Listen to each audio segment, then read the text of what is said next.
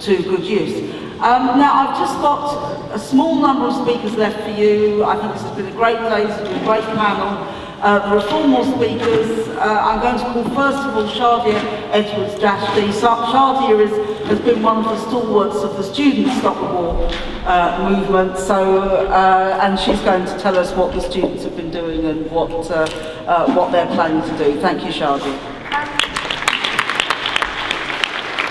Before I speak about the students, I think what I want to say today, what I feel is necessary to say, is talk about terrorism and counter-terrorism strategies in that of the law.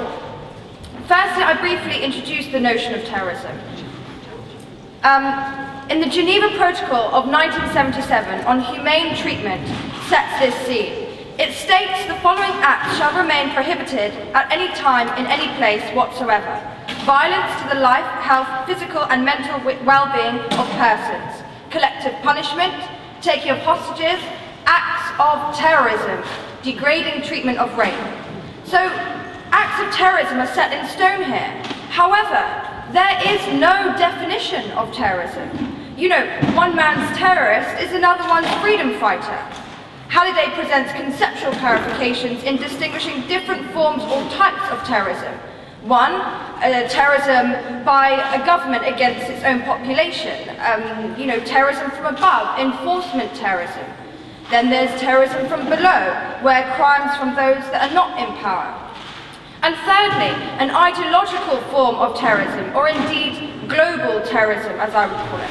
A global anxiety. You know, it's incredibly prominent today. Here, terrorism is a public concern. It's reflected and promoted as a state issue, as a subject of alarm or alarmism, like witchcraft or spies. Bear with me, I want to relay this quote.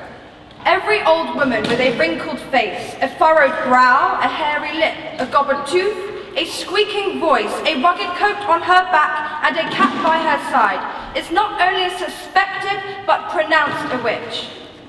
Essentially, this is what's going on with terrorism. It's a classic case of Arthur Miller's The Crucible, of accusation, blame, deceit, pinpointing, fueling this atmosphere of hysteria. Like The Crucible, when dozens and dozens were put in jail on charges of witchcraft, dozens and dozens and dozens and dozens of people are in jail on cases, or not, in forms of terrorism. Which is where I stress, not only suspected but pronounced a witch. Not only suspected but pronounced a terrorist. And where? In the law and media. And at this stage, I do want to highlight that we must realise that whilst terrorism is a serious problem, it's a subaltern problem. The degree and extent of contemporary terrorism is grossly, grossly exaggerated. The severity of terrorism has not really reached the epidemic proportions like that of, for instance, poverty in Africa, or drug trafficking, or sex trafficking. I'm not denying these acts like 9/11, 7/7 were not travesties, but we must put it into perspective. Now for counter-terrorism law in the UK. The law tends to advantage, favour and serve the characteristics of a civilised violence. That is by the state. This is where I ask you to think. 9/11 was a terrible mass murder of innocent civilians. No one doubts that it was an appalling mass murder. But 9/11 unleashed a response which it did not seek to analyse the causes of this attack. Instead, crude and juvenile and simplistic analysis blamed the attacks on fanaticism. And as a result, unleashed a most ferocious response using the law to abuse the very principles upon which the law was founded, by creating law and more law and more law and more law, which I call outlaw, to crush communities whose only crime was a belief in Islam. Of course, acts of terrorism which involve violence are to be condemned, but so too must we condemn the acts of state violence. That is, acts of state terrorism. This worldwide phenomenon is killing and maiming thousands of people in the world each year. There is also acts of state terrorism that undermine civil liberty and individual freedom. And in the last decade, there have been a series of laws enacted which have declared that their sole aim is to combat terrorism. Edmund Burke said, "Bad laws are the worst sorts of tyranny." So what are these bad laws? We face a proliferation of new offences, of new legal frameworks and mechanisms, an infinitum of revisions to existing terrorism laws, including the Anti-Terrorism Bill. These laws allow persons suspected of involvement to be placed under virtual house arrest. That is TPIMs, Terrorism Prevention and Investigation Measures.